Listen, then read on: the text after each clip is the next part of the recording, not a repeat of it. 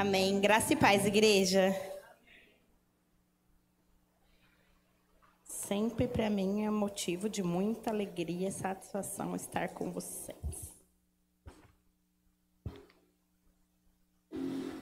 Quero saber de vocês aí quem é que está parado. Nosso tema de hoje é: não se para o que já está parado. Amém? Nós da Igreja Missionária temos como tema desse ano imparáveis, onde nós devemos buscar ser imparáveis, buscarmos estar sempre em movimento, né? E o que é, né, ser imparável? Eu fui procurar no dicionário lá para escrever bonitinho. O que significa ser imparável? É o que não pode ser parado, interrompido ou cessado. Ou seja, se eu quero parar algo, ele precisa estar em movimento, em atividade, em constância. Se algo já está parado, eu não preciso pará-lo. Ele está lá, inerte, imóvel. Ele não é imparável. Dito isso, eu trago um texto bíblico onde a força, a vontade em não ficar parado, mudou a história de um povo. Cumpriu a revelação do Senhor, de uma promessa de Deus, que Deus havia feito. O nosso texto está no segundo livro de Reis, no capítulo 7. Segundo livro de Reis, no capítulo 7. Eu vou começar lendo a partir do versículo 3, tá bom? Então, segundo livro de Reis, capítulo 7, a partir do versículo 3. Amém? Diz assim a palavra do Senhor. Haviam 4 homens com lepra, sentados junto à porta da cidade. Por que ficamos aqui sentados, esperando a morte? Perguntaram-se uns aos outros.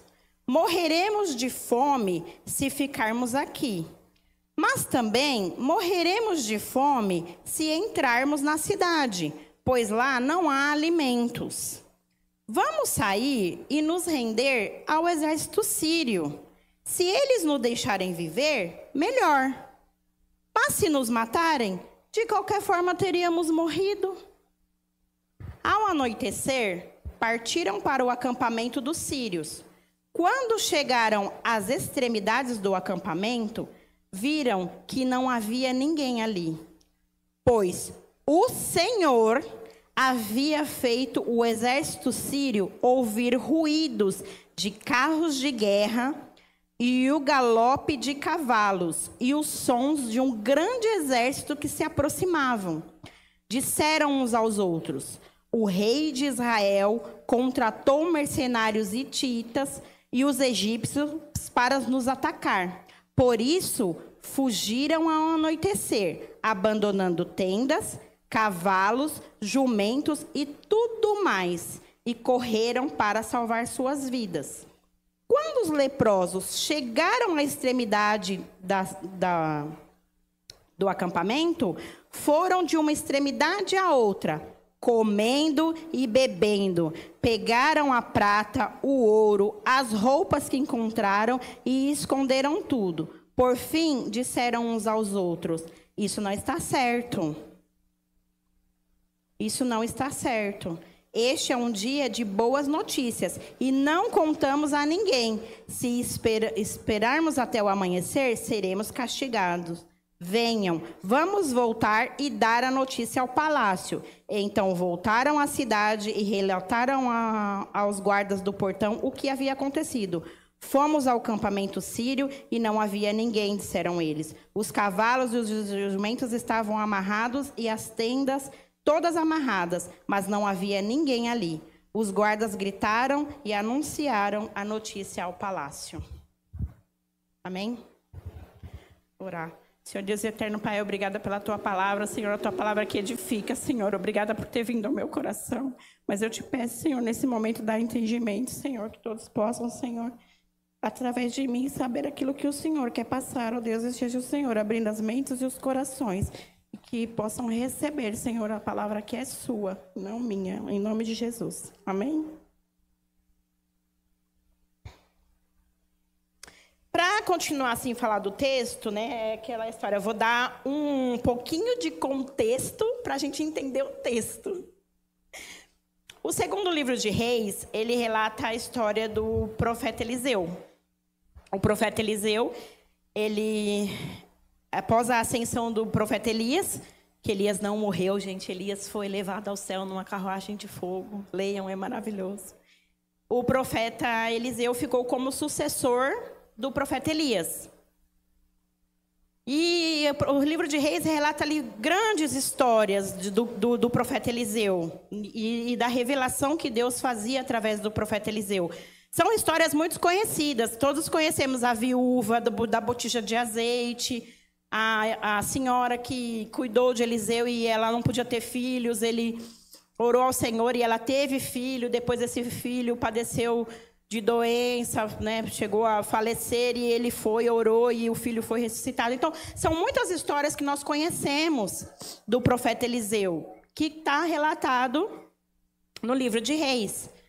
E aí também conta a história do rei da Síria, que ele queria muito dominar Israel. O rei da Síria, quando ele estava em guerra contra Israel, querendo ali dominar as terras, né? Dominar, ele falava para o exército dele, olha, coloca as tropas ali. Imediatamente Deus já enviava Josué lá para o rei de Israel. Olha, eles vão colocar as tropas aqui. Vinha o rei, não, vamos pôr nossas tropas ali. Deus revelava para Eliseu, Eliseu ia no rei de Israel, olha, vai pôr as tropas ali. Então, através da revelação que Deus dava a Eliseu, Israel estava sendo sempre guardado, porque eles não eram pegos de surpresa. O rei já mandava lá a notícia, olha, vão estar posicionados aqui, vão estar posicionados ali. Não eram pegos de surpresa e por muitas vezes eles tiveram esse livramento. Isso aconteceu por muito tempo, até que um rei da Síria, Ben-Hadad, teve a ideia de cercar a cidade. Então, ele fez um cerco em Samaria. E ali, com aquele cerco, a cidade ficou sitiada. E uma cidade sitiada, não chegavam os recursos, não tinham mais. Durante algum tempo se manteram, mas começou a padecer de fome, de várias coisas que faltavam naquela cidade. Mas o principal ali era a fome, né? A cidade ficou sitiada, ilhada. E começou a ter muitos problemas. E um dos problemas terríveis assim, que a fome trouxe, que inclusive é um tema que a Bíblia relata muito, que é uma situação até de canibalismo, né? Onde uma senhora, em desespero, procura o rei, e ela fala assim, né, que fez um acordo ali com uma colega, que não era tão colega assim, e fez uma proposta terrível. Falou, vamos matar o meu filho e comer, porque era o que restava para elas, e amanhã você mata o seu e a gente come. Não, vamos matar o seu filho e comer, e amanhã eu mato o meu para a gente comer. Só que ela não cumpriu a parte dela do acordo. A outra matou o filho e elas comeram, mas quando foi na vez dela, ela correu. Aí essa que tinha matado o filho ficou tão revoltada que quando o rei estava passando, ela foi lá reclamar do que eles estavam passando. Ela relatou essa história para o rei ficou revoltado nessa hora. A Bíblia relata que ele rasgou as suas vestes. E as pessoas puderam até ver que por baixo ele estava com as roupas de pano de saco, de tanto que era já a revolta do rei de estar naquela situação. Ele estava muito revoltado com o que estava acontecendo. E a raiva dele era tão grande que ele queria descontar em alguém. E daí que ele pensou, a culpa é de Eliseu. Eu vou separar a cabeça dele do corpo, porque tudo isso que estava acontecendo, Eliseu falava, espere em Deus, aguarda. É em Deus que nós confiamos. Algo vai ser feito e algo vai ser movido. Mas o rei com tanta raiva, achou que a culpa era de Eliseu e já queria ir lá arrancar a cabeça dele. Que é o normal, né, gente? Vou abrir um parênteses aqui, porque a gente sabe que isso acontece até na vida normal. Eu não sei se ele pensou assim, fiquei aqui preso, por isso que está acontecendo tudo isso. Talvez se eu tivesse me entregado ao exército, já teria todo mundo morto e não estaria passando por isso. Não sei o que passou ali na cabeça dele.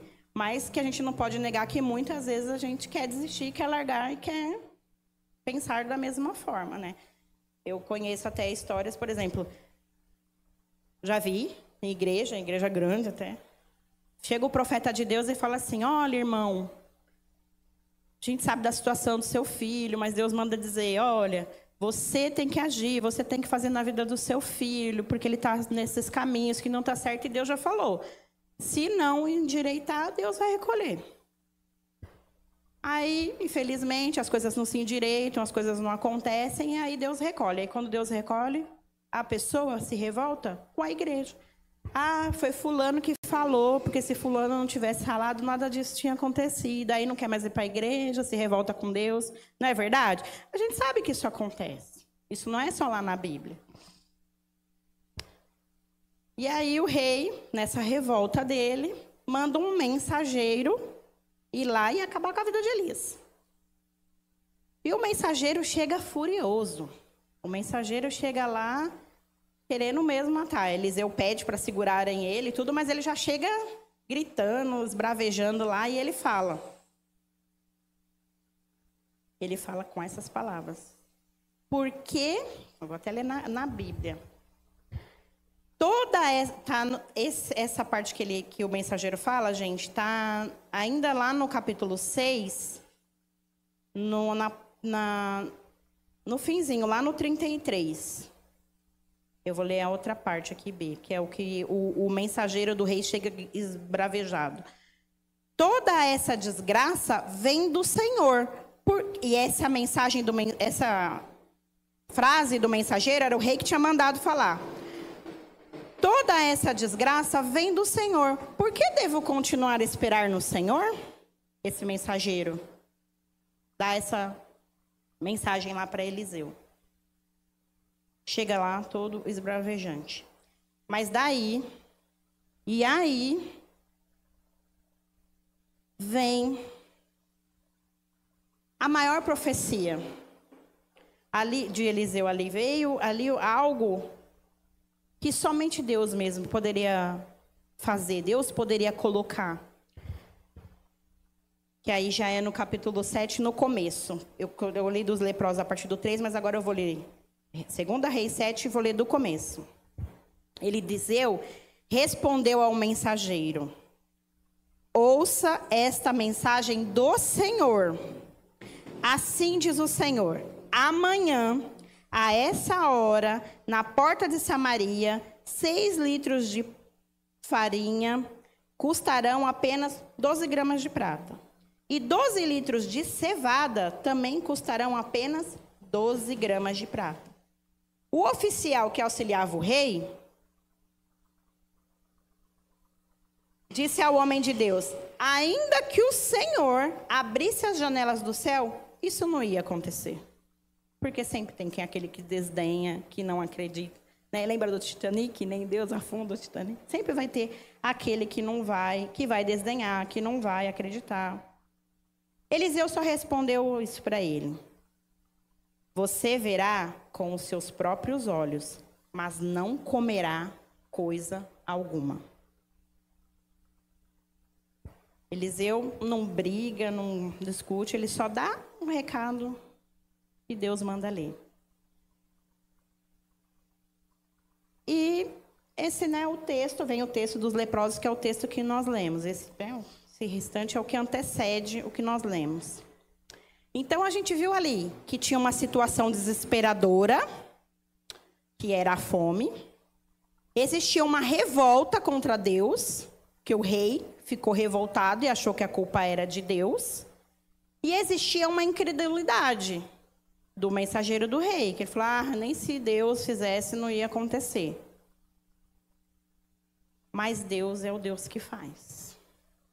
num piscar de olhos, ou como diz na palavra, da noite para o dia. Ele era o único Deus que podia resolver a situação. E se havia um homem de Deus que confiava, que cria e orava, era Eliseu. Deus dava as respostas. Deus iria cumprir. Deus iria cumprir, porque Deus faz. Quando Deus quer fazer, Ele faz. Ele faz do jeito dele. Sabe aquele louvor? Eu não sei como Deus irá fazer, eu só sei, vai ser perfeito. Ajuda aí, louvor. Como tudo que Ele faz. Eu não sei como Deus irá fazer, mas eu sei, vai ser perfeito como tudo que Ele faz. Isso eu creio, isso eu confio. E Ele usa quem Ele quiser usar para fazer a obra dele. Ele usa, Ele vai usar, é Ele que sabe. Gente, eram leprosos. Eram 4 leprosos. Os leprosos naquela época, eles eram a escória da sociedade, né? Nós já vimos muitas vezes, muitos textos bíblicos que falam dos leprosos. Eles eram o que viviam à margem mesmo da sociedade. Eles viviam, vamos dizer, como trazendo para hoje, como as pessoas em situação de rua, os mendigos. Eles viviam dessa forma, né? Porque eram pessoas totalmente excluídas. Agora, pensa comigo, numa situação em que uma cidade inteira já estava padecendo de fome, de dificuldades. Se era assim para as pessoas da cidade, imagina para os leprosos. Imagina para eles que estavam lá na beira já, né, esperando sobra. Que sobra, se não tinha nem sobra? Imagina para os leprosos. Mas eu reforço, Deus usa quem Ele quer usar. Estavam lá para morrer, mas em uma atitude, uma decisão em não ficar parados, mudou a história da cidade. Traduzindo é tipo assim, né? Eles falando, para a cidade não adianta a gente ir, porque lá não tem nada. Se a gente for para lá, a gente vai morrer mesmo. Nem tem nem para eles. Se a gente se entregar ao exército sírio, talvez pode ser que eles matem a gente, mas pode ser que eles também não matem. O que a gente não pode é ficar aqui parado. Porque se a gente ficar aqui parado, nada mesmo vai acontecer, a gente só vai morrer mesmo. E a única coisa que vai acontecer é a gente morrer. E daí, Deus é tão grandioso o que Deus faz, quando eles têm essa atitude de falar, parado eu não vou ficar, eu vou adiante, seja lá o que vai acontecer, mas eu vou, e se joga. Olha que lindo, eu vou ler de novo, que a gente já leu, mas eu vou ler de novo. Eu vou ler 2 Reis 7, a partir do versículo 5.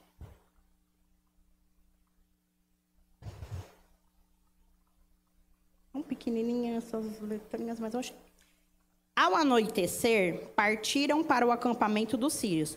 Quando chegaram às extremidades do acampamento, viram que não havia ninguém ali, pois o Senhor havia feito o exército sírio ouvir o ruído de carros de guerra e o galope de cavalos e os sons de um grande exército que se aproximava. Disseram uns aos outros: o rei de Israel contratou mercenários hititas e os egípcios para nos atacarem.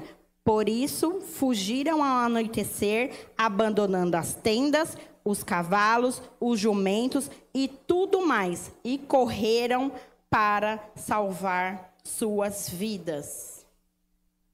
Eram 4 leprosos. E o que Deus fez? Deus fez o exército sírio ouvir barulho de um exército inteiro. Ouviram barulhos de carros de guerra. Quando Deus quer fazer, Ele vai à frente, Ele faz. A gente só precisa levantar e fazer a nossa parte. Eles levantaram e decidiram que eles tinham que ir além.